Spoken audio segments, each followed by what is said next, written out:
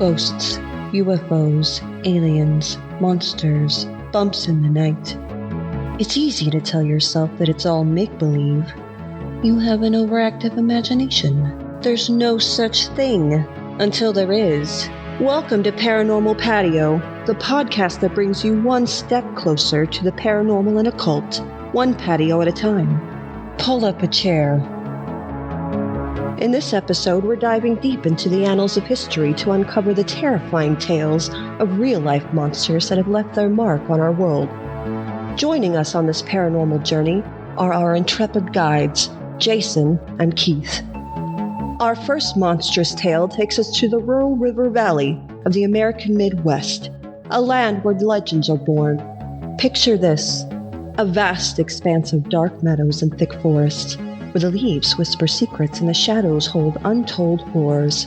And in the heart of this nightmarish landscape, there lurked a creature that could make the bravest of souls tremble. Big Jim.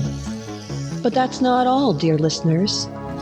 Our journey into the unknown doesn't end there. We'll also unravel the enigmatic and mystical ties of one of history's most intriguing figures, Rasputin, the healer, the mystic, and some say a conduit to the supernatural. His story is laced with intrigue, betrayal, and whispers of dark rituals that would make your blood run cold. In the haunting twilight hours, an unsettling truth lingers just beyond the boundaries of our perception. It is said that monsters walk amongst us, their presence known only to those who dare to seek them. They dwell in the shadows, camouflaged within the mundane, biding their time until curious eyes pierce the veil. In that moment, when the heart races and the senses sharpen, the monsters emerge from the darkness. But they are not visible to all. Only those with the audacity to acknowledge their existence will glimpse the eerie reality that lurks beneath the surface of our world. Thus, we remain surrounded by the unseen, our reality a fragile construct, where monsters are as real as the darkness itself and come in many different forms. Welcome back to Paranormal Patio. As always, I'm Jason, but guess what? I'm not alone. I've got someone very special with me here. He's going to be riding this season out with me.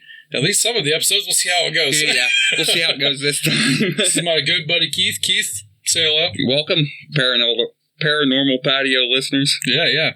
So we're doing something new this year. Obviously, if you are watching this on YouTube, all the episodes will be on YouTube with actual video and not just the equalizer nonsense that I've been doing in the past. But we will also be putting this out as a regular audio podcast, so no changes as far as that goes. But if you would like to watch the video version, head over to YouTube, look for Paranormal Patio, there we are.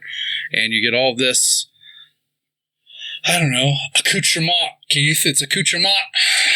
That's French for you, I think. Yeah. I think so too. So anyway, this episode is called Real Monsters, and we're going to be taking a look at a couple of things that I thought were interesting. My goal for this season was to do a weirdo story that's close to us without revealing our location, right? Mm-hmm. And tonight that story will be coming out of around Carmi, Illinois, right, Keith? Yep, Carmi, Illinois, and it is Real Monsters Big Jim. Big Jim, giant. Well, I won't spoil it. You'll find out what it is. We'll get to that. So then the other half of the episode will be a story that I didn't know all the ins and outs of, or that I had never heard of before. That's from anywhere. And so on this episode, the second story will be the tale of Rasputin, Keith. Now, we all know a little bit about Rasputin, and you might think, why are we talking about Rasputin on a paranormal podcast? It's a little weird, right? Yes, ties to our area. That's true, and we're going to talk about that. But the thing about it is, he had this sort of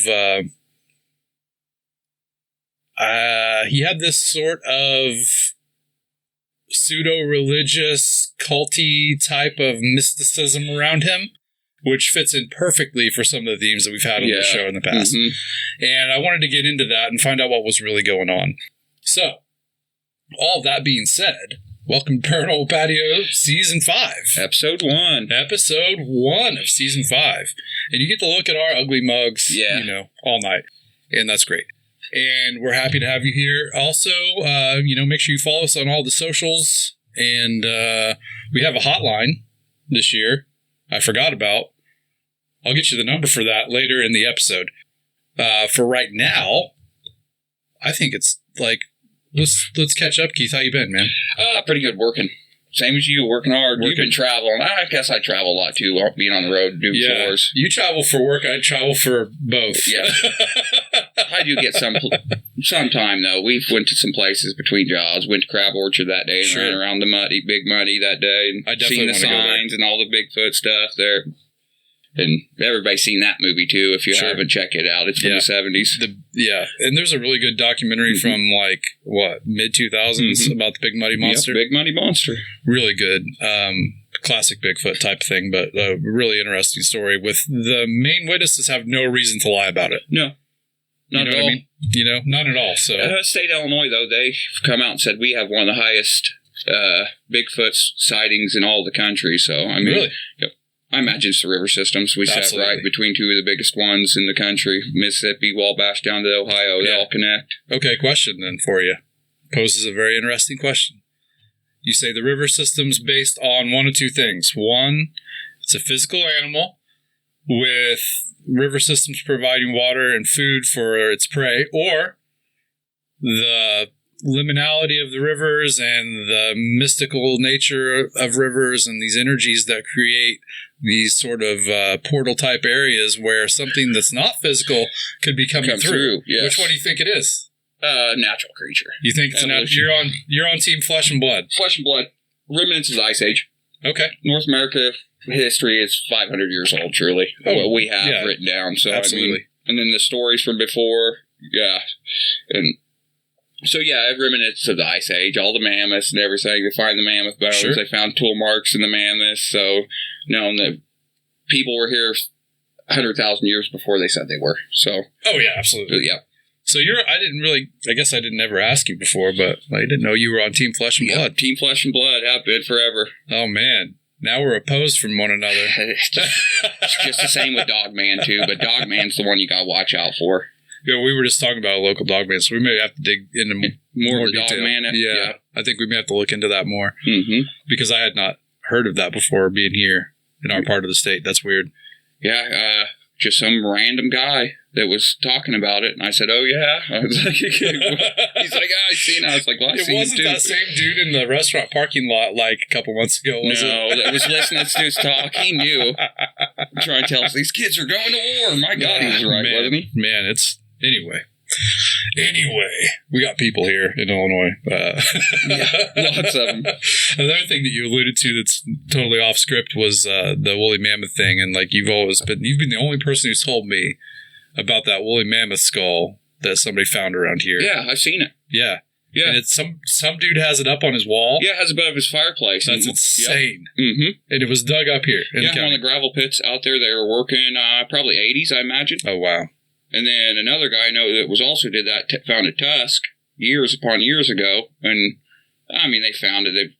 You went to the seminar about the mound builders, and they built the ones at Vincent's, too. And so, I mean, it has to go back far. Why would they'd be here, especially, probably because right here, I imagine, once the glaciers did melt, they only went so far down, and all Illinois got flat. And that's why farmland's the way it is, Illinois and Indiana. So then they got crushed down to southern Illinois. So I imagine a lot of the mammoths were here too and got leveled from the glaciers. Yeah. So the guy that has it up on his wall, is he like a super rich dude? Yeah. Okay. Yeah, I figured. Richer family, yes. Yeah. Nice house, yeah. Yeah, I figured as much. Anyway, that's not what we're talking about. Yeah. I mean, we are, but that's not what we're talking about. That was in the days of running around with all the local bands and stuff. One of the guys that played in the local band. All right. You have to tell me who that is off the air, because I think you've probably told me, but I forgot. Yeah. It's been a while since I've heard that story. Anyway, you want to kick things off with Big Jim? Yes. So, okay. Little context. Keith is going to read you a rather extensive series of newspaper clippings that I've been able to dig up, okay? These are historically printed newspaper clippings. it needs to be made perfectly clear that the words that Keith is about to read are not our own. No. There's just one thing that's a little questionable, but I don't think it's done in poor taste. No. And we're going to read it as is for the sake of, being historically accurate. Right, yeah. So. All right, man. Kick us off. Let's hear about Big Jim. Big Jim, the bane of the Wabash. Dude, he was. Yeah. He was. Cattle. It was the early 80s that his reign of terror began, although for years before it had been known to farmers in the northern part of the county that a huge serpent inhabited a section of the Skillet Fork bottoms, which was thicketed, dotted with spurs of ragged, gnarled timber bluffs. When the high waters crowded rabbit and small game to the bluffs, they were noticed to disappear in a few days. Farmers began to wonder if the hawks and eagles that abound in those days carried off the game. The river, however, told a different story. Hundreds of dead rabbits were found floating as the waters receded. It was observed that buzzards would not eat the carrion. Old frontiersmen claimed that meat was poisoned or the buzzards would eat it. St. Louis Tribune, 1908. So they got all the way to St. Louis from here. Yeah. It was big news at the time. We'll find out, but it's all over the place. Big Jim, greatest rattlesnake in the world, terrorizes neighborhood of Carmi, Illinois. Believed to be 50 years old, has been notorious for a quarter of a century, closed schools, and destroyed the lumber industry. That's a big deal. Yeah, that scared of the snake. Holding his wooded throne on Rattlesnake Bluff near Carmi, Illinois, and defying the efforts of his enemies to destroy him. Big Jim, the monster snake of the Little Wabash, has this summer had uninterrupted sway in his dominion. Never in all his reign did King Charles rule with more cruel imperialism and arrogance than does the big king snake that basks in the summer sunlight 12 miles north of Carmi. What a quote. Yeah, going all the way back to King Charles. For over 25 years, Big Jim has been the terror of the Wabash. Every known method of extermination has been tried, but in vain. Oh. The snake bears a life that is seemingly charmed, for none of his enemies have been able to conquer him, and none have caused him to retreat from his lair. Old legends of a quarter of a century ago tell of the snake. Mothers today have no trouble keeping their youngsters in at night when they tell them of terrible raids of Big Jim and his special fondness for little children. St. Louis Post-Dispatch, 26th of July, 1908. That's a good quote. That's a great quote. That whole article is good. Yeah, it is. The famous Rattlesnake Bluff on Little Wabash River near Fairfield has been dynamited and 69 monster snakes killed. The snakes have been escaping from their nests recently and biting and killing livestock for years. The bluff had been one of the showplaces of that part of the country. A big stone bluff, almost behind reach, has been resort of hundreds of snakes, and people could stand at a distance and see the reptiles move about on the bare stone. Many efforts have been made to break up the nest in the past. It is believed the use of dynamite will cause those not killed to leave the place. Mount Carmel, Illinois. Newspaper of the time. Not too far away from here. Absolutely not, no. Just straight south. Oh, God. They're going to find us. Yeah. Always have to say it's Wabash Valley. And right. Yeah, that's where we're at. Well, I guess kind of a forgotten area. It was big time years ago. It was for the longest time. Absolutely. When they built the railroads and they built the refineries. Yeah, oil was huge here. In the oil boom in the early 90s or 1900s. Yeah. Yep.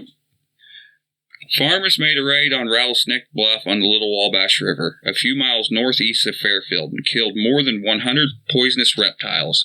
A charge of dynamite was placed under the bluff and exploded, and the river was filled with dead snakes. That's insane. That's a lot of snake.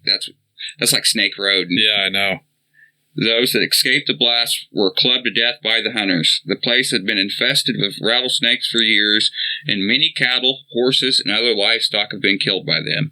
Several hunters who ventured too close to the bluff have also been bitten. The Saturday Blade, a newspaper aimed at rural readers and once boasting the largest circulation of any weekly newspaper in the country.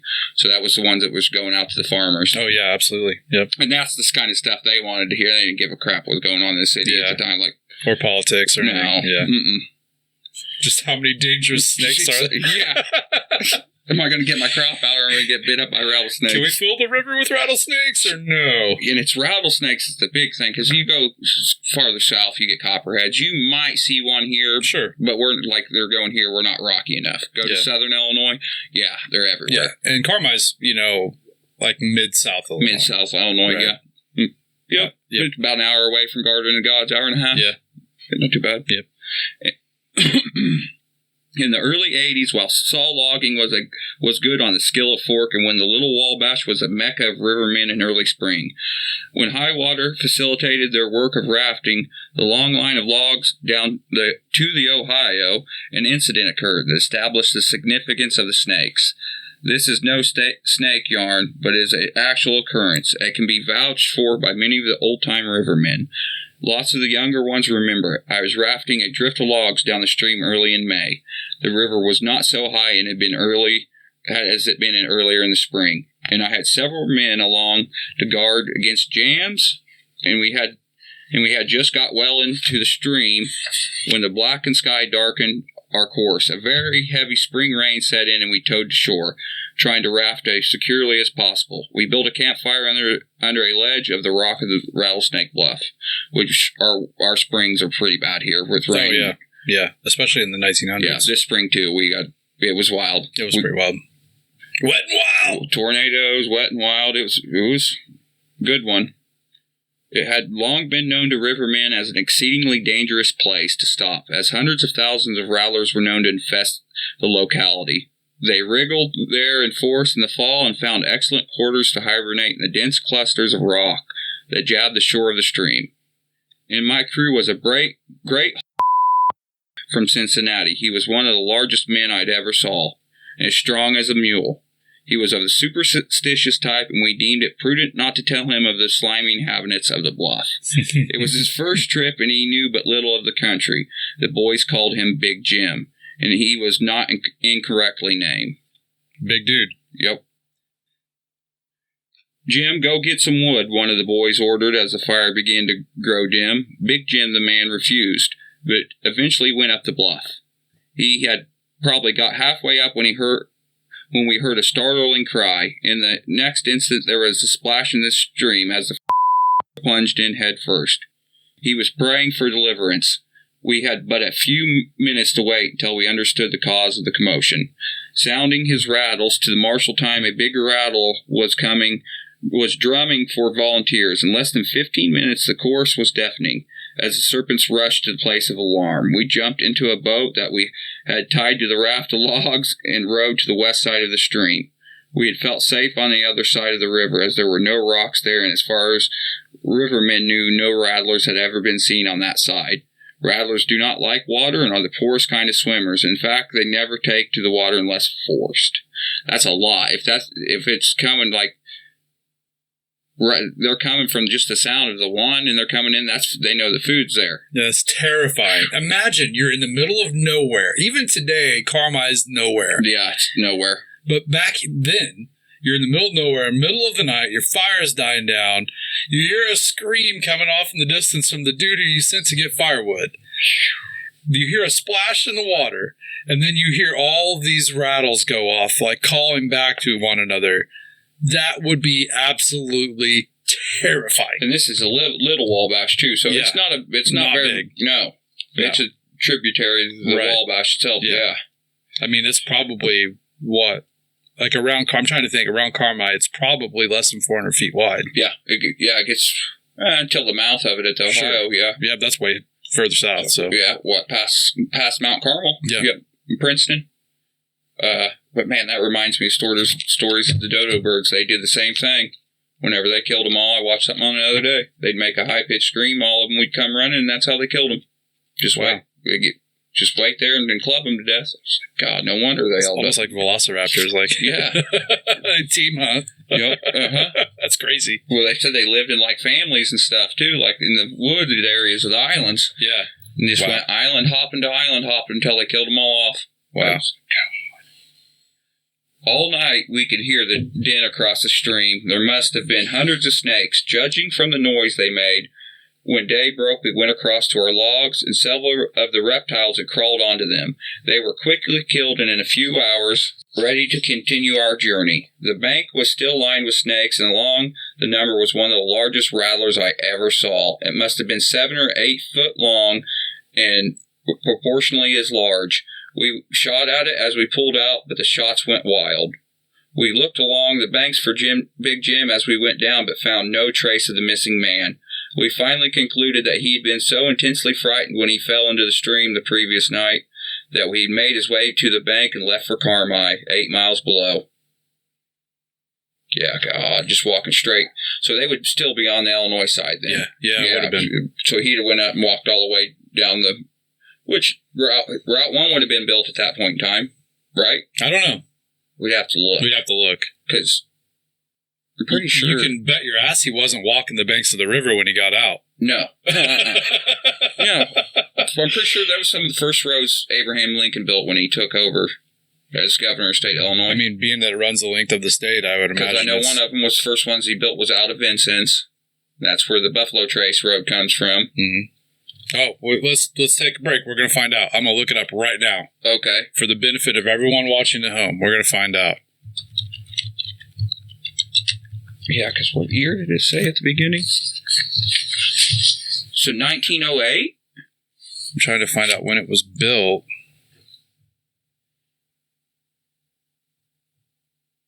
History. Illinois 1 was commissioned in 1918. So it wouldn't have been nothing but dirt roads then. Yep. And everything leading to Vincent still probably then. Yes. Absolutely what it says. Okay. Oh, now we know. Yep. I bet it was close. Yeah. You were almost there. Yeah, I was almost there. That's why I hired you. That's probably why they built them. So you could escape Carmi. Yeah. The snake pit. Get out of here, man. Well, I guess they do call the stadium in Mount Carmel the snake pit, too, though. They do. They are playing state next weekend, too. Oh, good for them. Yep. We would agree that we would search for the saloons for him, and search for him we did. Our quest was in vain. No one had seen him. Had he indeed lost his life? Next day came, and still nothing from Big Jim. Farmers who lived near the bluff had not seen anything of him, and the story of his disappearance was causing a panic among the black community all over town. The news leaked out in a hurry, and finally they got it that he had been devoured by the big rattler that was reputed to rule the buff. Reputed, by the way. I'm just going a little fast there. Can this guy read? To just ease matters, we sent some of the boys up to look for the body. Nothing could be found of him, and the men returned with the news. Consternation seized the river rats and paralyzed the log business. Most of the laborers employed in skidding down the drifts had been of the Ethiopian hue. But as the story of the Big Jim's fate spread, the blacks grew restless with the name of Rattlesnake Bluff was mentioned. Thousands of logs lay in the stream all year, and lots of the white people, too, became apprehensive of the bluff. I can't see why. I can't see why either. And in the early 1900s, this was after Revolutionary War, so that's a lot of the black people from the South would have been moving up Civil War, you mean? Or Civil War, yeah. Yeah, it would have been Civil War, 1865, so yeah, roughly that. So I guess that was 40 years later, but still, yeah.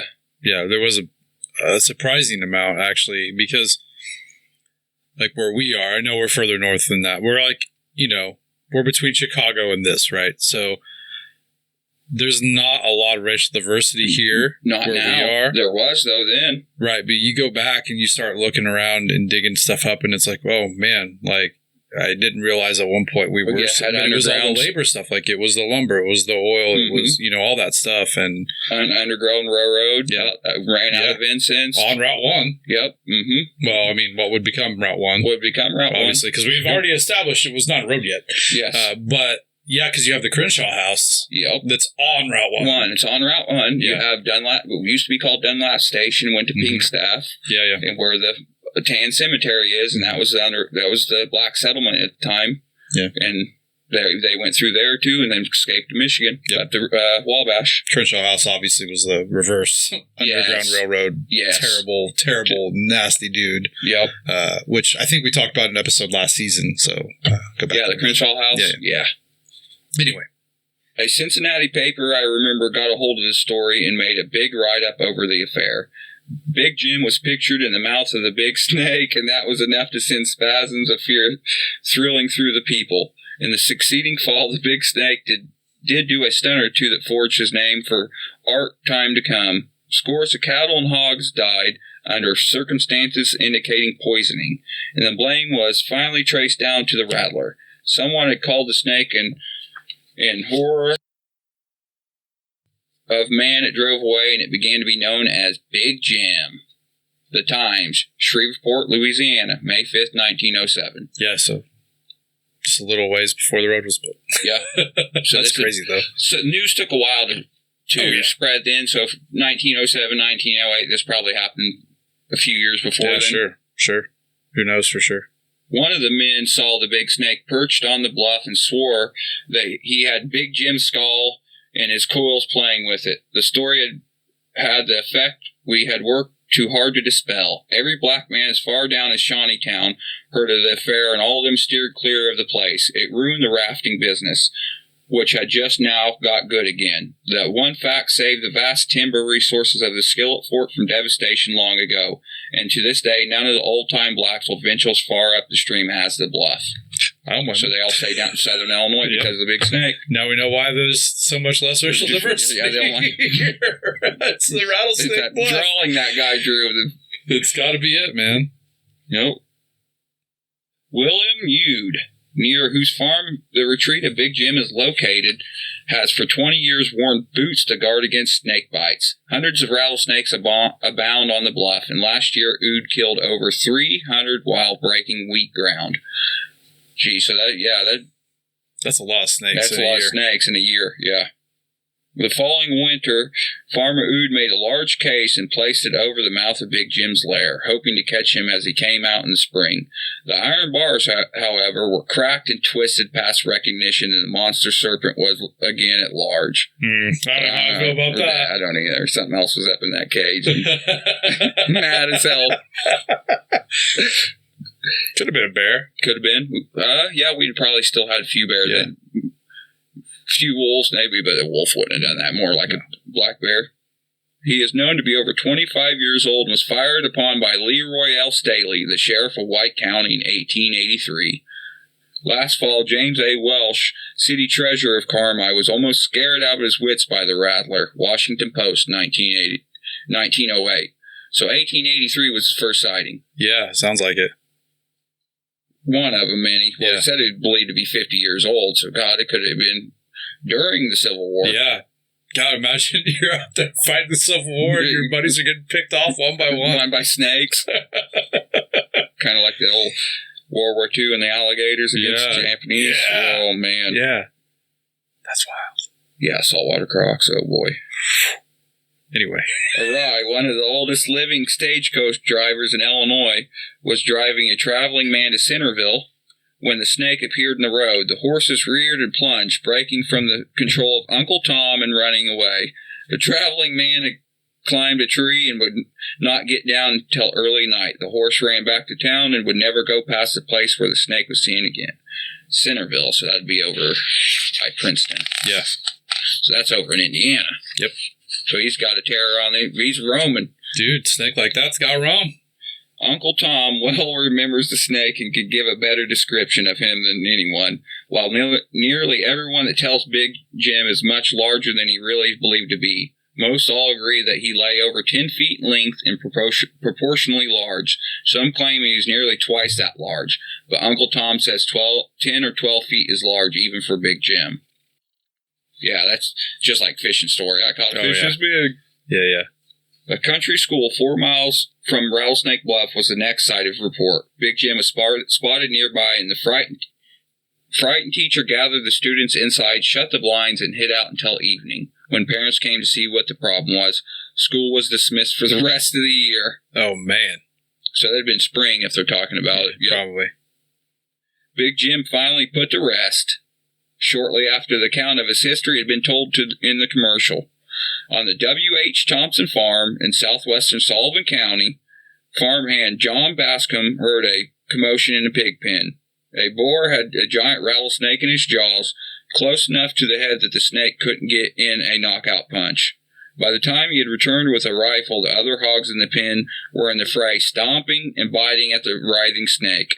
Bascom finally got a clear shot, and the snake was finished. Bascom mounted the skin, which measured 12 feet 5 inches and had 29 rattles. Whether Big Jim or just a rattler, the legend of the terror of the Wabash died in Sullivan County pig pen. Folklore, tall tales, and interactive case books of Knox County, Indiana. So that might have originally came from that book, that Vincent's book I was telling you about. Maybe, yeah. It was the French guy, so it was all mixed English and yer and ner, and it was. But he tells that there's a story in there that tells of the giant wolf on the back road, which would have been where Route 1 is now. And it kind of eerie because it's kind of like the what's that freaking ranch out there where the wolf comes up? Skinwalker Ranch? Yeah, the big wolf. Yeah. That's exact same. But this guy's walking to Vincent's at night from one of the little Russellville, small towns. We're going to talk about the Lugaroo Vincent's in a future episode, so remind me and we'll make sure we add that when we're talking about it. That's a good story. And it comes all the way from the French forts all the way up the river from Kekianga, Weotnon to Vincent's. Yeah. The terror of the Wabash put to rest by a tribe of pigs. They eat anything. Stomped it to death. So fun fact for everybody, you're the one who told me this story originally. I had no idea about it. You just brought it up from one of them historical sites, or from that me telling you about Google Books and finding those old books from Vincent's from whenever, right after the whole George Rogers Clark and all that went on. And if anybody knows the history of that was a big deal here. Sure. That's what made this area America. They signed the Treaty of what is it? The Treaty of Paris is when they got Vincent's. I think it was the first part of it that was put in there in the Treaty of Vincent's or Treaty of Paris, and then British come and took Vincent's and the War of 1812, and then the Americans come and George Rogers Clark, and then the French locked the doors when they came through, and they fought the British, and the French people all signed the Oath of Allegiance to the United States of America, which they were probably sign it or die. I imagine sure you know how it was, because they were burning people to stake. They had that all over the place. I had relatives that were burning at the stake. It's crazy. Yep. Fallen Rock and up at LaSalle at the what is that? Prairie de Rocher? Is that how it's said? I don't know. I don't speak French. I should, though. Yeah, right. So Keith and I are driving back home from Southern Illinois one day, and we're coming through Carmine. And he's like, "Oh, you ever hear about Big Jim?" And I'm like, "No." Obviously, we didn't. Neither one of us knew all of this stuff about. I just had skimmed through it and one of the late nights. That's what inspired me to look into it. And I was like, "This is a really interesting story." It's a monster that's terrorizing an entire county and multiple counties. I mean, there's all these stories. You kids are being told if you don't come in by dark, the Big Jim's going to get you and all this stuff. And it's kind of got this folklore around it. And it comes to in all these newspaper clippings and stories that have been written that probably just a really big snake. But taken care of. I've seen one rattlesnake here my entire life. I mean, I've moved around some through the years, but I've been here most of the time, and I've seen one, and that was here. So, I mean... I'll cut that out. Okay. I'll cut that out. Anyway. I forget. It's all right, though. Yeah. Anyway, I've never seen any, and it makes me wonder, though, the amount of time I've spent in Shawnee, how many I walked past and not seen. You've seen them. Yes. Same here. I've seen some wild snakes down there. And I think about it, too, like all the times I spent walking through the mountains in Tennessee, too, up at like Cherokee Lake. Oh, sure. I remember I went up there one time, and I went out in the woods, was bored. I was probably 20. I was young, actually, 18 or 19, living down there with my mom. And there was like a rock that was carved into like a chair. It was the wildest thing. I was like, someone had to have done this. And it was just off, like looking off through the mountains out in the woods. That's awesome. And it looked like just a old 70s chair with no legs sitting on the ground. I sat in there for a while, smoked a couple cigarettes, had a few beers. That's awesome. All right. We are going to take a little break and bring you a special interview.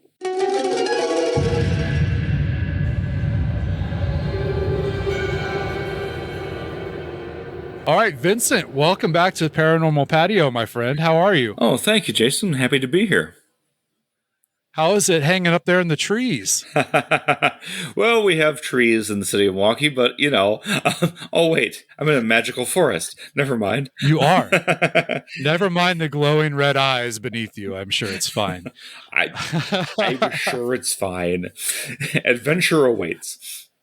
Always, especially here in the Paranormal Patio. It's so great having you back, and just had a chance to recently do an episode of your show, and it's always a great time. Thank you so much for having me on. Oh, it was my pleasure. It was very nice. You were excellent. It's always a good time. And I was so happy to finally get to meet you at Strange Realities in Nashville this year. Though you had been previously in person, it was the year before I started going. So then I had two, and you weren't there. And then this year we were both there, and it worked out great. It was an absolute pleasure to finally to meet you. Same here, man. It was really nice. It was really cool. I had a great time hanging out with you. What would you say your favorite part of Strange Realities is? Not necessarily like your favorite prisoner or anything like that, but like, what is it that really draws you to coming back?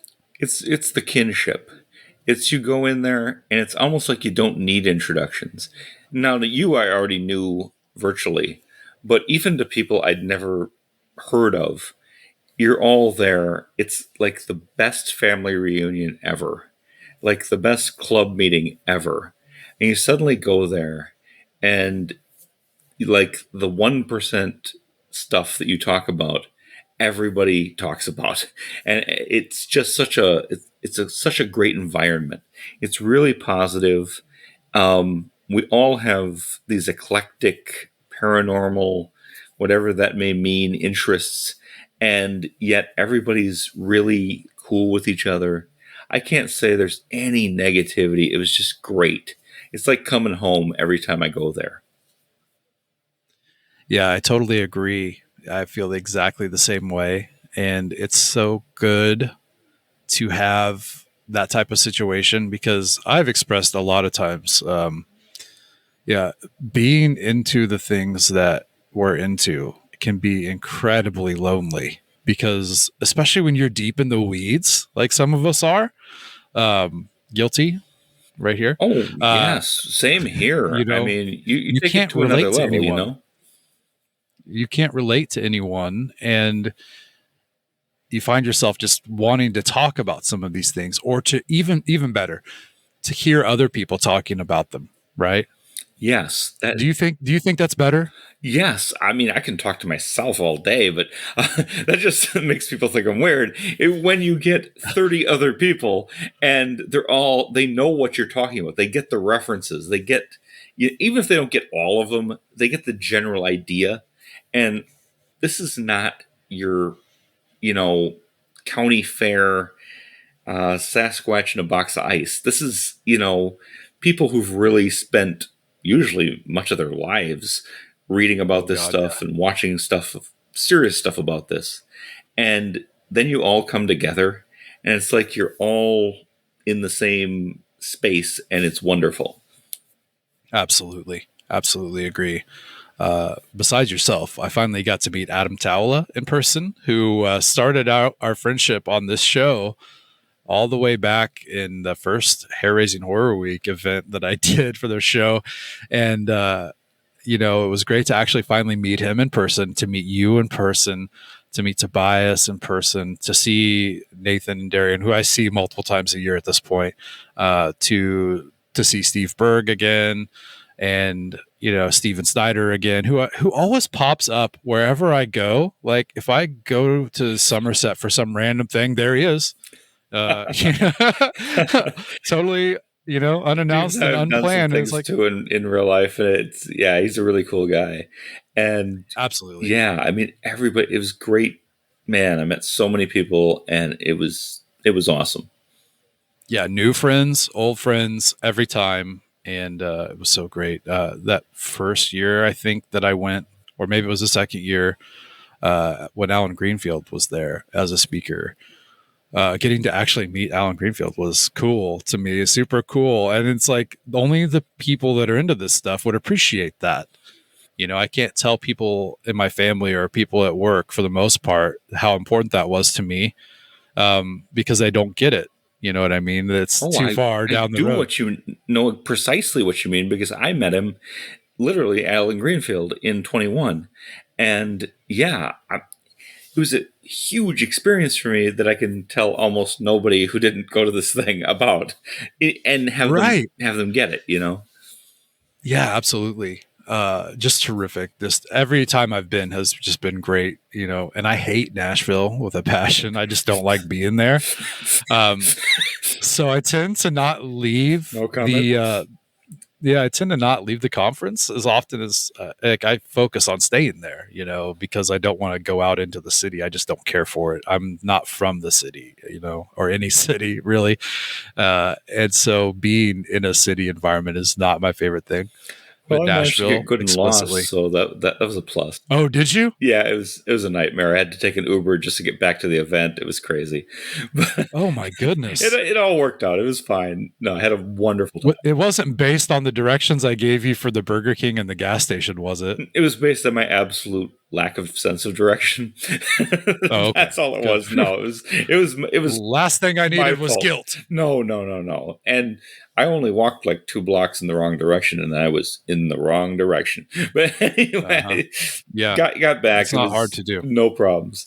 No, it was great, man. You should have said something. I would have walked with you, man. I've got a keen sense of direction. Anyway, no, it was a blast. So you are the guest spot in this episode about real monsters. Okay. All right.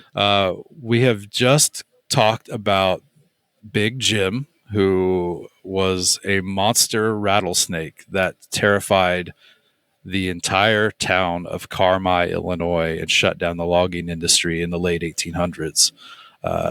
Shut down a school for a year. All kinds of great things. And stories about him were very monstrous. And he has been succumbed by climbing into a pig pen, getting into a tussle with a boar, and then being shot. So the legend of Big Jim dies in a Sullivan County pig pen. But we're going to be talking about Rasputin in the next clip. Oh, so this is the theme of the show, of the episode that you're on. And I wanted to have you retell your story about seeing the bear / Bigfoot with your wife, that you told back in, I believe, Hair Raising Horror Week 3. Yes. Now, I don't consider myself any kind of experiencer.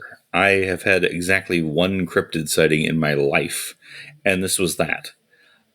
This was Mother's Day weekend 2019, so I can give a specific date that happened. And this was in Richland County, Wisconsin, which is the far southwest side of Wisconsin, extremely rural, and it's the driftless region, which means it's not the flat cornfields that I grew up in, but it's hills. It is vaguely physically similar to Appalachia. And my wife was driving, but I was awake and right next to her. And we're on the kind of roads they have there, which is, one lane going each way, and there's a rock wall on one side and a drop off on the other. And it's commonplace in that area. It's farming country, but it's really hard to farm because the hills are so steep that it's common to plant crops at the bottom of the hill and then maybe 2/3 of the way up stop, and then the top of the hill will be wooded. And we're driving along, and all of a sudden, and this only lasted about 5 seconds, but it was clear. We had a clear view, and we saw what we saw, and we both discussed it extensively. And this was not a glimpse of an eye. This was several seconds. And we saw that there was a cornfield. There's approximately 100 yards of open, field where there's nothing growing. And then there's a wooded area. And all of a sudden, running as fast as it could, a huge creature came out of the cornfield and crossed into the open area, and then had to hop its way up because the hills are that steep into the wooded area, and then disappeared into the woods. But we both got a good look at it, and we didn't discuss it right at the time. We would have liked this. It was gone by that point. We would have liked to have stayed there and looked into it further, but we had cars behind us, and you have no turning, and we had to leave. But once we got back to the motel, and I didn't ask her any questions because I didn't want to bias what she saw, because I know what I saw, but I had been into this enough to know, don't ask leading questions. Ask, what did you see? And she answered immediately, I saw a Bigfoot. That's what I saw. I saw a Bigfoot. And she described the Bigfoot that she saw as looking like the character in the current version of the Planet of the Apes, not the 70s one, but the one that is now, that is multicolored and looks like a baboon. The baboon from Planet of the Apes. And it was very clearly a hominid to her. It was very clearly a primate. And she said that it usually walks on its hind legs, but it was, to get up the hill, it had to get on all fours and kind of hop, which was the same motion that I had seen. But what I had seen was more like a bear. Well, it was a bear. It was a huge mutant bear, because it wasn't like a bear that exists in nature. It was multicolored in a way that bears aren't both black, brown, and gold. And bears in anything around Wisconsin are not the size of a small car. Okay, it was gigantic. And this gigantic bear that runs as fast as it can, and then it's too steep, so it has to hop. And I remember the hopping motion too, where it's on all fours and it's hopping. And that we saw similar, but not exactly the same things.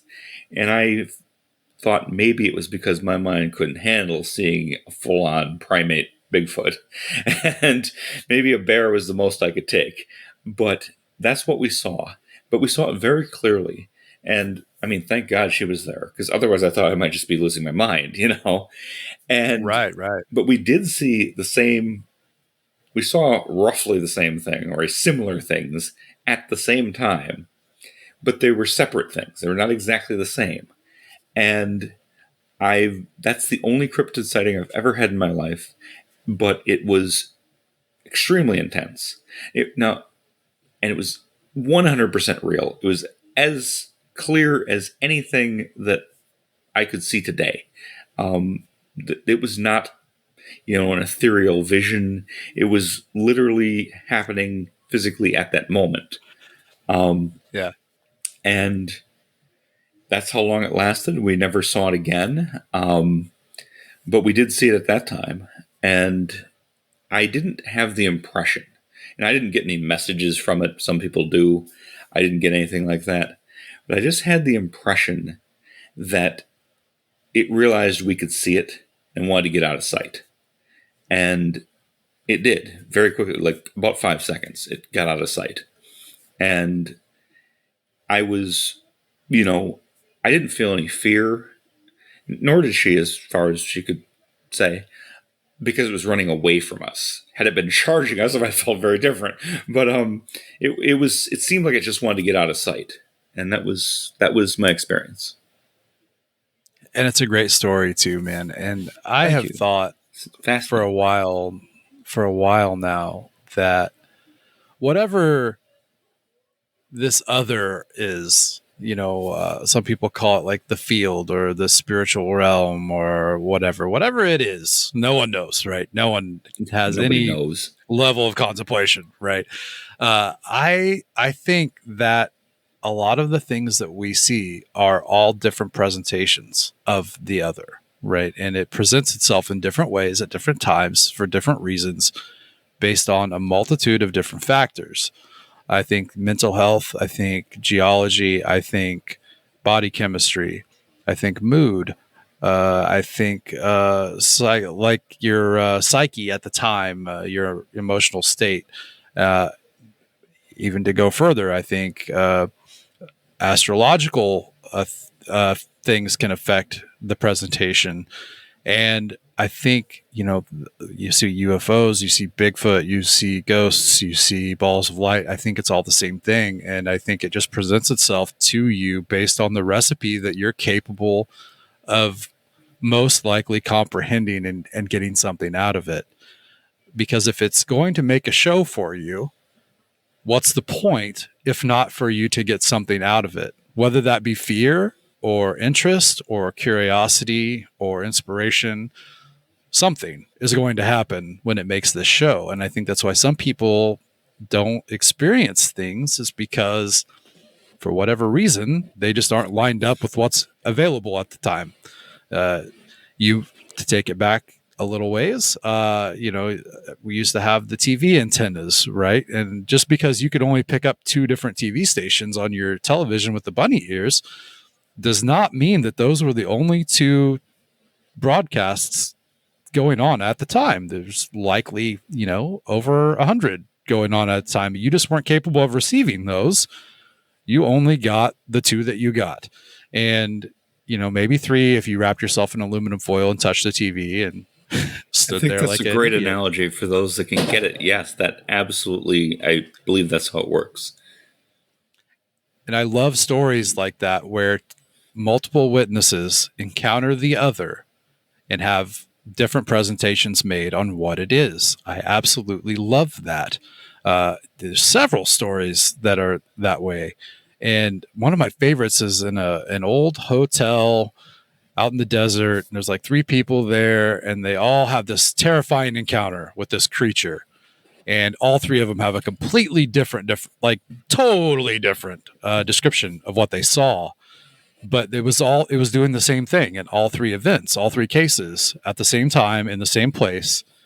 And it had a totally different appearance. And I love whenever people have that experience, man. It just, to me, because I think I'm biased because it drives home my theory that it's all the same thing. That makes a ton of sense to me. And yes, I love those stories too.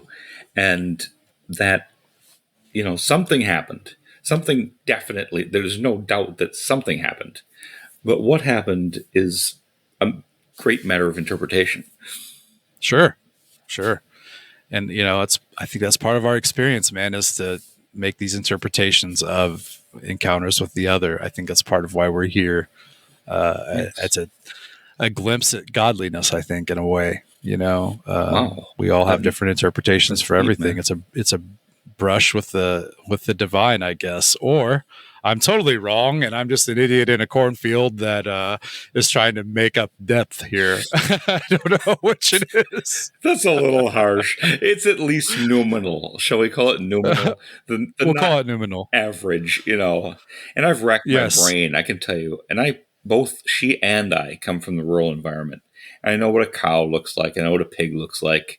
Yes. I know what an actual bear looks like. I've seen them in the wild, and that was not that.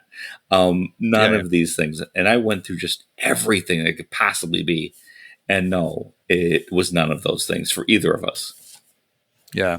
I've only had one experience that was even close to that, and it's really boring by comparison. But a friend of mine and I had to have been in college at this point. We were driving home on a back road, country road from one of the near big towns back home. And I saw in the dark, it was nighttime, coming up on an S curve in the road, I saw a turkey in the road, which is really common around here. We have a lot of turkey. So I didn't think much of it, but then she screamed and I was like, calm down. It's just a turkey. And she goes, what turkey? And I said, in the road. Isn't that what you were screaming about? And she said, no, I saw a giant animal outside of your window. And I thought, well, hold on a minute. Like this doesn't make any sense to me. But we saw it in different places. And, like we talked about, I pulled over, I doubled back to see if either one of them were still there. No turkey, no giant animal. And I'm all the way home, I'm thinking, like, what animals do we have here that would make up the height for this description of what she saw? And it couldn't have been a dog, because a dog wouldn't have been at the eye level that she saw it at. It wouldn't have been a cat. Even a big cat wouldn't have been that tall. It wasn't a deer, although the height would have been similar. It was bigger. What she saw was bigger than a deer. We don't have any moose. We don't have any giant elk. On occasion, we have a bear. Like once every 40 years, a bear will wander through here. So that was the closest thing I could think of. So we got home and I got on my computer and I opened up Photoshop. I went out to my car, and from the passenger seat, I took a picture out from inside the car to outside that window. Okay. I brought that picture into Photoshop, and then I got a picture of a bear and I put it behind my window and I added some eye shine to it. And I was like, this is, to me, is my interpretation of what she explained. And I showed it to her. She said, oh my God, that's exactly what I saw. Oh, wow. So then my guess is there was a bear just passing through here, and it was going after that turkey. And I drove right in between the two, and I saw the turkey and she saw the bear. And that's where I'm landing on it. I don't think it was a paranormal situation. I was hoping it was, but after meticulous Photoshop research, I don't believe that was the case. I'm going to level with you, Jason. I think the odds of that happening and you being there at that moment are less than it likely it was a paranormal incident. Okay. It might be. Okay. It might be. You might be right. Because a bear showing up and going for the turkey and you drive between them, I'll just call that a paranormal incident. The odds that would happen, you know. You might be right. You might be right. I'm still not going to classify it as anything near the caliber of the cryptid sighting that you had, which has become one of my favorite stories I've got from the show. Well, thanks, man. It goes back to that weird state of multiple witnesses observing a different event at the same time in the same place. I love those. Same here. And if I may just elaborate a little bit on your experience, maybe she had a higher fear level, because I know yours is really low. Oh, well. You don't get scared. What's fear? Exactly. And so she saw something big and scary, like a bear with eye shine, and you saw something kind of ridiculous, like a bold turkey that I'm well familiar do stand in the street sometimes. Yeah, they're dumb. Yes. But it was like I saw the turkey ahead and to the right, and she saw the bear directly left. So not even in the same place, but not to discount my theory here, I guess. I mean, that could have totally happened. I mean, yeah, I'm sure that's. I mean, the skeptics would say, "Oh, you just drove between a bear and a turkey. That's all." But right? Yeah, that could have happened, and that's one possible explanation. I agree. The odds are incredibly slim. You know, that you would be there right then, and not it's hit almost one of the cartoonish, really, to think about. What's that? It's almost cartoonish to think about. Yeah, but hey, it's not impossible. Oh, man. But no, I love those stories, and I wanted to have you tell that on this episode, because this episode is really about taking an event or a person or a creature or a monster, really, a real monster, and looking at it from different angles. You had a big snake that shut down a logging industry and had this reputation of being a monster when it turned out to just be a snake, a big snake, but a snake.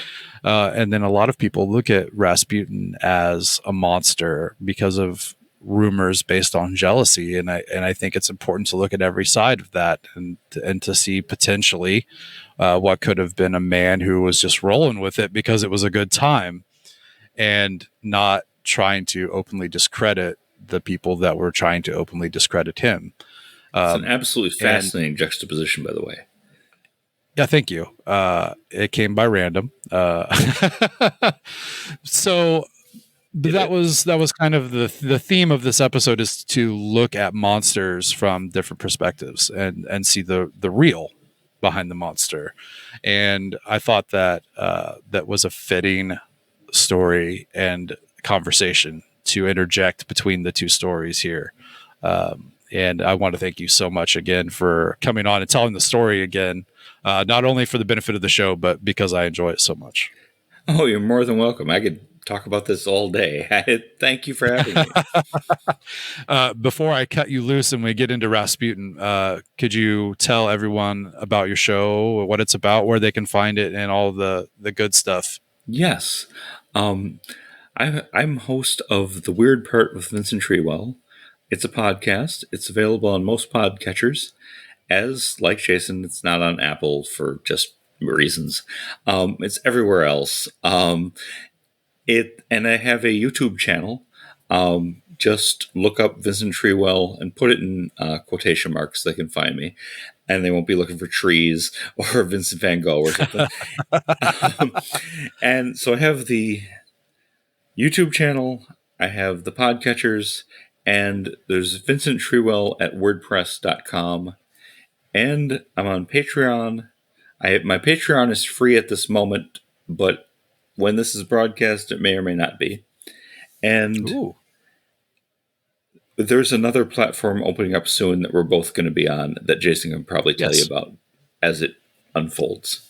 But yes, that's where you can find me. Also, if you want to send me something, VincentTreewell at gmail.com. And I am really hoping to hear stories from people that have seen and experienced things. Thank you very much. Thank you very much, Vince. All right, we're back.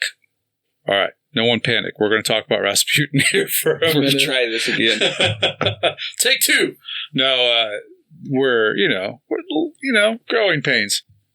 So, all right. Now, why are we talking about Rasputin? Because this is a paranormal show. We kind of talked about it earlier, but you're going to find some things in here that you might not have known about Rasputin. Most people just know the song. Yes. Which actually... Boney M? Yeah, dude. Did you know that the lead singer of Boney M, who sings the Rasputin song, that he died... Okay, I gotta verify this information, okay? Same day that Rasputin was killed? Okay, hold on. I looked this up a long time ago by happenstance, and I know this. He died on the morning of the 30th of December 2010 in a hotel room in St. Petersburg, Russia, of heart failure. His body was discovered by hotel staff after he failed to respond to an alarm call. Coincidentally, he died on the same date and in the same city as Rasputin. Oh, boy. The subject of one of his group's most iconic songs, and who he had dressed as in some live performances. Cocaine is a hell of a drug. Dude, isn't that wild, though? Yeah, that is. Isn't that just bizarre? Same town, same day. Yeah, well, yeah. That's insane. Yeah, that's one of them things in history. It's like, no. And then I know. Like, what are the odds?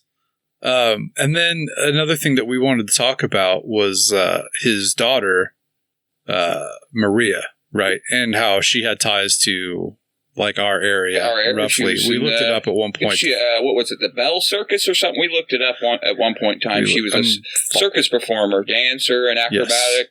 Yes. I'm going to find out because it's important. I'm pretty sure that's the circus that had the Bush big, Circus. Yeah, they had the big accident in Chicago, and it killed a lot of the circus workers in train yard fire. Yes. And I'm pretty sure that's the same circus that Red Skelton worked for before he got his own TV show and everything, and the Red Skelton show, and because he comes from there, from around where we live. Yeah. Yeah, so bridge is named after him. Yeah. That's two like crazy coincidences, like totally unrelated coincidences nevertheless. Anyway, so let's talk about Rasputin here. Grigory Yefimovich Rasputin was born January 21st, 1869 in Siberia. He lived a relatively poor and normal life until he became a wandering, self-proclaimed holy man, Keith, at the age of 28 after going on a pilgrimage that gave him a religious awakening. He's going to be a holy man. Yeah, he's going to end up holy, for sure. One thing that can be said about him, that's the truth. So, while shorter pilgrimages were not foreign to Rasputin, this particular visit to the St. Nicholas Monastery in 1897 was definitely a special one, because when he came back, he was a changed man, right? He met this Makari. This guy was a starets, or an elder, that Rasputin was impressed and humbled by. And he comes rolling back into his hometown of Pokrovskoy, Russians. I'm going to butcher every name in this literary work that I wrote. Came back a changed man, looking disheveled and behaving differently. He no longer ate meat or drank alcohol, and he was now praying and singing more than he had prior to his trip. In less than 30 years, Rasputin had a small circle of followers who prayed with him on holy days, and when he wasn't out traveling the country, he had this little makeshift chapel built in his father's root cellar. And the group held these secret prayer meetings there to the suspicion and hostility of the village priest. Of course, it was rumored that his fellow female followers. There was a lot of secret sex going on at that time. Society of Friends was going on before then, and then through Cromwell. Sure. Then you had Crawley and the Dilemma. What is it, Golden Dawn? Golden Dawn. And yeah. Then the Freemasons at the point in time, the Oddfellows, which you don't really see that much anymore. I was just talking to somebody about that the other day. You don't see Oddfellows anymore. They're still around, though. They are, but you don't really see not like they used to be here, where it was more Oddfellows than Freemasonry. All speculation, Keith. All speculation. And this priest was speculating that these female followers were ceremoniously washing Rasputin before these meetings, and that they sang strange songs, Before long, there were even rumors that Rasputin had joined the Kleisti. The Kleisti was a religious sect known for its ecstatic rituals, self-flagellation, and orgies. All the good stuff. All the hits. Oh, really. Yeah. All the fun things. There has been no concrete evidence that Rasputin was, in fact, a member of this sect, or that these rumors weren't just exactly that, rumors. Now, this is building block number 1 on Rasputin's reputation. Of evilness. Siberia would soon be more aware of Rasputin and his charismatic activities during the early 1900s, and at some point he made another special trip, to Kazan. Here he began to acquire the reputation of that of a wise elder himself, who people hoped would resolve their spiritual anxieties. Even though the rumor mill was running even wilder at this point, he managed to befriend Archimandrite Andre and Bishop Chrysanthos, who were so impressed by Rasputin that they introduced him to Bishop Sergei, the rector of the Theological Seminary at the Alexander Nevsky Monastery. He was also introduced to Archimandrite Theophan, who was well connected in St. Petersburg. Theophan was so impressed with Rasputin that he invited him to stay in his very own home, and this connection became one of the most important ones he would ever make in the early 1900s, gaining him entry to many of the influential meetings of the local aristocracy. In these meetings, Rasputin attracted more and more influential followers that would later turn against him, as we will soon learn together. Alternative religious movements, such as spiritualism and theosophy, had become popular among St. Petersburg aristocracy before Rasputin's arrival, and many of the aristocracy were intensely curious about the occult and the supernatural. Rasputin's ideas and strange manners made him the subject of intense curiosity among the city's elite, who were bored, cynical, and seeking new experiences. And they got that, I think, in spades with Rasputin. By 1905, Rasputin had formed friendships with several members of the aristocracy, including the Black Princesses, Militsa and Anastasia of Montenegro, who had married cousins of Tsar Nicholas II, and were instrumental in introducing Rasputin to the Tsar and his family. This is like building block number 2, is people are looking for this type of person. Yep. And they're making it him, because he has the charisma to carry out that code. How fast he's shooting up through the ranks has really pissed a lot of people off. It's been there forever. I mean, so we've got 2 building blocks now. We're building a damn house here. Rasputin first met Nicholas in November 1905 at the Peterhof Palace. The Tsar recorded the event in his diary, writing that he and his Empress consort, Alexandra Fyodorovna, had made the acquaintance of a man of God, Grigory, from Tobolsk province. At some point, Nicholas and Alexandra became convinced that Rasputin possessed the miraculous power to heal their only son, Tsarevich Alexei Nikolaevich, who suffered from hemophilia. What's hemophilia, also known as Keith? The royals disease. Because they're inbred. There we go. Not in this case, though. This exact case. I'm pretty sure they were. I'm pretty sure that a lot. Well, they said they married her cousin there, the Anastasia. Well, but Alexander was German. Yeah, well, so was the Queen. Nicholas wasn't. Line goes through there too. Oh, sure. They were all related. It goes from the Habsburgs down to the Spanish too, fair. And they were part Habsburgs. The Spanish were. That's what you could tell by their jaws. Ugh. Their jaws and their blood loss.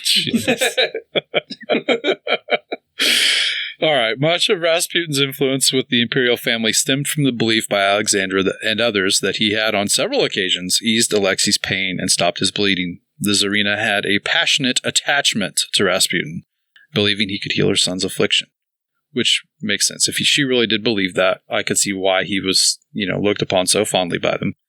Harold Schuckman wrote that Rasputin became an indispensable member of the royal entourage, which is going to get him some heat. It's going to get him some heat.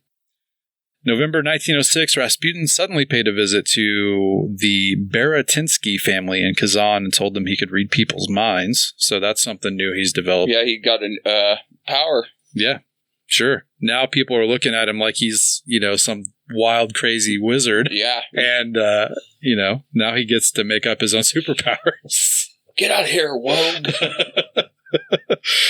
During the summer of 1912, Alexei developed a hemorrhage in his thigh and groin, which caused a large hematoma. In desperation, Alexander asked Virabova to send Rasputin, who was in Siberia at the time, a telegram asking him to pray for Alexei. Rasputin wrote back quickly, telling the Tsarina that God has seen your tears and heard your prayers.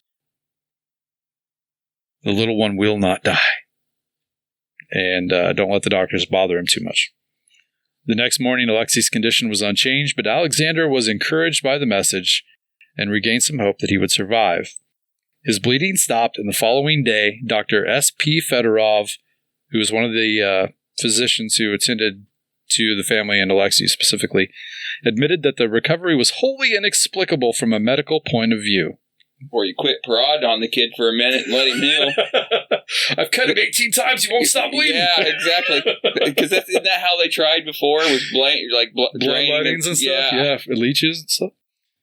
Later, Dr. Fedorov admitted that Alexander couldn't be blamed for seeing Rasputin as a miracle man. And I agree. Rasputin would come in, walk up to the patient, look at him and spit.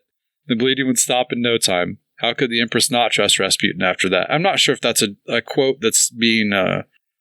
like he's being a smartass, or if he really did walk in and spit on the floor, and the kid, he's healed. Maybe. As Rasputin became closer and closer with the royal family, he naturally became also close with the children. He was even permitted to visit them in their nursery. At one point, the rumor mill began to ramp up again after someone saw him leaving the nursery after the girls present were known to be in their nightgowns. When the nurse who suspected foul play aired her grievances on the matter, she was promptly fired. So she took her complaints to other members of the imperial family, who were scandalized. Of course they were. They already hated the guy anyway. Right? By all accounts, these visits were completely innocent, but the gears were now beginning to turn, and they would turn harder when in 1910 a nursery governess and former follower of Rasputin made claims that he had raped her. It was whispered in society that Rasputin had seduced not only Alexandra, but also the 4 Grand Duchesses. Rasputin had released ardent letters written to him by the Tsarina and the Grand Duchesses, which circulated throughout society and fueled the rumors. Pornographic cartoons also circulated that depicted Rasputin having sex with the Tsarina, with her 4 daughters, and Anna Virabova nude in the background. Nicholas ordered Rasputin to leave St. Petersburg for a time, much to Alexandra's displeasure, and Rasputin went on another pilgrimage, this time to Palestine. Rasputin soon became a controversial figure, if he wasn't enough, as he was accused by his enemies of religious heresy and rape and was suspected of exerting undue political influence over the Tsar. Opposition to Rasputin's influence grew within the Eastern Orthodox Church. The local clergy in his hometown of Pokrovskoye, that place, denounced Rasputin as a heretic, and the Bishop of Tobolsk launched an inquest into his activities, accusing him of spreading false Christ-like doctrines, which is that religious sect that we mentioned at the beginning. In St. Petersburg, Rasputin faced opposition from even more prominent critics, including the Prime Minister Peter Stolypin. Having ordered an investigation into Rasputin's activities, Stolypin confronted Nicholas but did not succeed in reining in Rasputin's influence or exiling him from St. Petersburg. During this period, the First World War, the dissolution of feudalism, and a meddling government bureaucracy all contributed to Russia's rapid economic decline. Many laid the blame on Alexander and Rasputin. Far-right politician Vladimir Purishkevich stated in November 1916 that he held the Tsar's ministers had been turned into marionettes whose threads have been taken firmly in hand by Rasputin and the Empress Alexandra Fyodorovna, the evil genius of Russia, and the Tsarina, who has remained a German on the Russian throne and alien to the country and its people. She was a German princess. There's a lot of that, though. Back then, they married all the daughters all over Europe. I mean, the Italians to the Spanish to the French to the, what would have been Scottish, British, Norman. Because Normans were the big ones conquering at the time after the Viking Age. Yeah. They took everything. Went to Jerusalem, took it too. Yeah. 1914, a 33-year-old peasant woman named Chionia Guseva attempted to assassinate Rasputin by stabbing him in the stomach outside his home in Pokrovskoye. I know that's wrong. Rasputin was seriously wounded, but after surgery and some time in the hospital in Tyumen, he recovered. Guseva was a follower of Iliador, a former priest who had supported Rasputin before denouncing his sexual escapades and self-aggrandizement in December of 1911. A radical conservative and anti-Semite, Iliador, a great guy, had been part of a group of establishment figures who had attempted to drive a wedge between Rasputin and the imperial family in 1911. When his efforts failed, Iliador was banished from St. Petersburg and was ultimately defrocked. I'm not going to do that joke I did earlier. Guseva claimed to have acted alone, having read about Rasputin in the newspapers and believing him to be a false prophet and even the Antichrist. Both the police and Rasputin, however, believed that Iliador had instigated the assassination attempt. Iliador fled the country before he could be questioned, and Guseva was found to be not responsible for her actions by reason of insanity. A group of nobles led by Purishkevich, Grand Duke Dmitry Pavlovich, and Prince Felix Yusupov decided that Rasputin's influence over Alexandra threatened the Russian Empire. They concocted a plan in December of 1916 to kill Rasputin, apparently by luring him to the Yusupov's Moika Palace. According to legend, once there, he was given poisoned wine and tea cakes. But when he did not die, the frantic Yusupov shot him. Rasputin collapsed, but was able to run out into the courtyard, where he shot him again. Jeez. The conspirators were then said to have bound him and threw him in a hole in the ice into the Neva River, where he finally died by drowning. Goddamn. Or cold, being in the ice. Hypothermia. However, subsequent autopsy largely refuted the accounts of events, and apparently he was only shot to death. You can understand if he got in the Coldo house, he was so well preserved afterwards. but this is like, the air around this man is in so much contention that they would even grandize his death to make him seem more superhuman. You know what I mean? Mm-hmm. Like, he's probably just the dude, like, living it up. Lying to everybody. And maybe he wasn't even lying. He was just going along with the rumors, you know? Yeah, like that too. Anyway. Get called a beast for so long, you become one. Yeah. The murder merely strengthened Alexander's resolve to uphold the principle of autocracy, but a few weeks later, the whole imperial regime was swept away by revolution. It's possible, and maybe even probable, that one of the most despised, depraved, and wicked men in Russia in the early 1900s was an innocent man from start to grisly finish. His reputation was fueled by rumors, revenge, and jealousy. We've clearly given that information. Like a giant hog-slaying serpent monster in Carmel, Illinois. Yeah, we're looking at you, Big Jim. He was probably just a flesh and blood creature that was doing what he thought was best and making his life as prolonged and safe as he could. But when rumors began to spread and stories began being told around the campfire, he himself became viewed as a giant slithering monster out to ruin the lives of not just a small town, but of an entire country. Mother Russia. Mother Russia. Don't look up Rasputin's jar on the internet. Do not look up Rasputin's jar. That book at work. I remember they took them all away and threw them away on us when we went on Christmas break. All our National Geographics, everything. They're like, you can't educate yourselves in the break room. Yeah. Well, that catalog wasn't much of an education. Well, it was an education in some ways. Yes. Anyway, that's a personal side tangent that we're not going to. Yeah. It's a running joke between us. So, yeah, I mean, these are two examples of real monsters, I think. I think it's a good representation. Yep. It's a... Both sides, natural and human. Yeah. Beast and man. Yeah. And anything can be projected to be anything, We throw a lot of terms around loosely, too, now these days. We sure do. Was Rasputin really all that he was rumored to have been? I don't think so. I don't think so either. I just think he was trying to use religion to get ahead, really. Yeah, sure. And that definitely doesn't happen today. Nope. But everybody else knows the stories afterwards. They made a Disney movie about it. Yeah. But is that fiction or is that true? It's come to find out that more than likely it's fiction. Yeah. That Anastasia died during the raid and all that good stuff. Yeah, who knows, man. But two real monsters. I think I'd be more afraid to run into Big Jim. I think I would too. 12-foot rattlesnake. 92 rattles. Yeah. Or was it 29? Either way, it's 28, 29. Whatever. It was big, yeah. Yeah, either That's way. like that.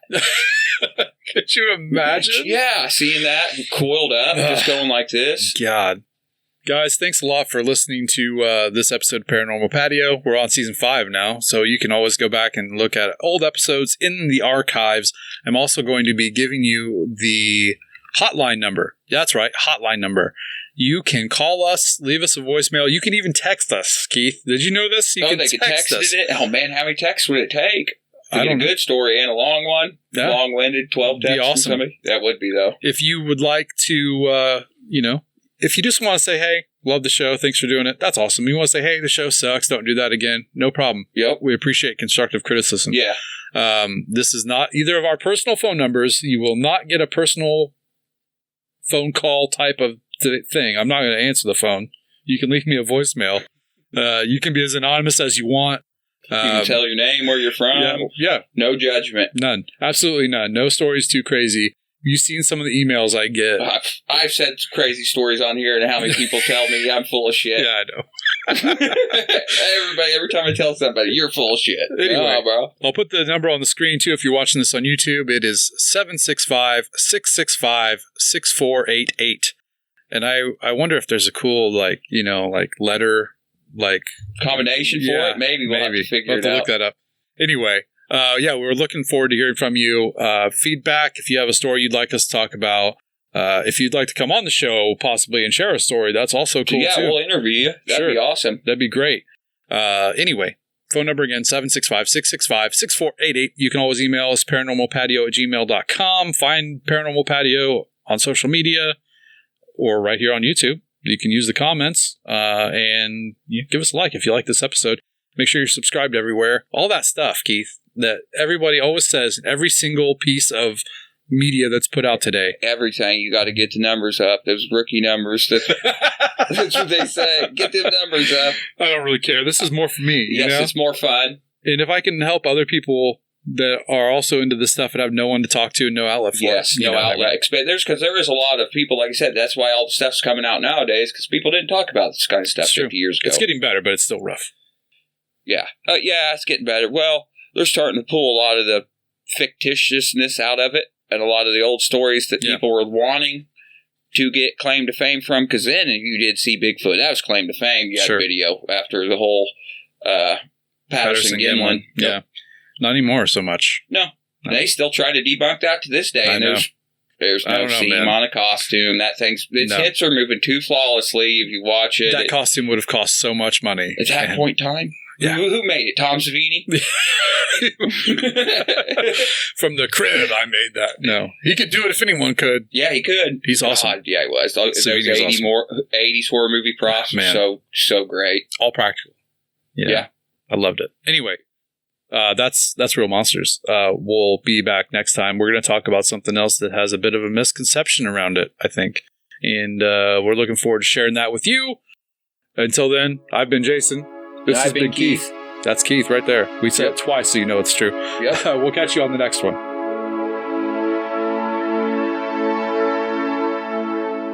If you enjoyed this episode, please subscribe and follow us on Facebook, Instagram, and YouTube. You can also visit www.paranormalpatio.com for links to this and other episodes, as well as become a Patreon member. For just $3 a month, you'll get access to this and future episodes in video format and get them before anyone else. For your hosts, Jason and Keith, I'm your mysterious narrator, CJ Wilwright, and this is Paranormal Patio. The Season 5 theme song is provided by Carl Casey at White Bat Audio.